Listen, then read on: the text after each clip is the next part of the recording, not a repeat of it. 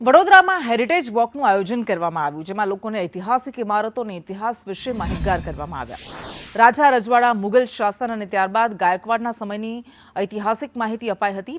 આ હેરિટેજ વોકમાં વિધાનસભાના મુખ્ય દંડક અને ધારાસભ્ય બાલકૃષ્ણ શુક્લ પણ જોડાયા હતા।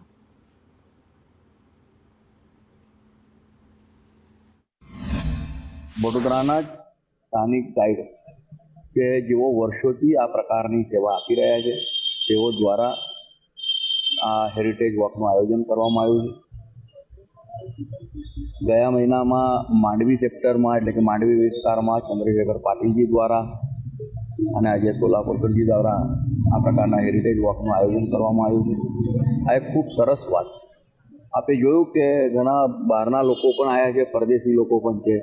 તો કોઈ પણ શહેરમાં આપણે જ્યારે જઈએ ત્યારે એ શહેરનું ઐતિહાસિક અને પૌરાણિક મહત્ત્વ સમજાવવા માટે જો કોઈ હોય તો તે આવતા બધા પ્રવાસીઓ માટે ખૂબ જ મહત્ત્વની વાત થઈ જતી હોય છે। અને આ પ્રકારની પહેલ જ્યારે ટીમ વડોદરા દ્વારા જ્યારે કરવામાં આવી ત્યારે સ્વયંભૂ રીતે બધા જ લોકો જોડાયા છે।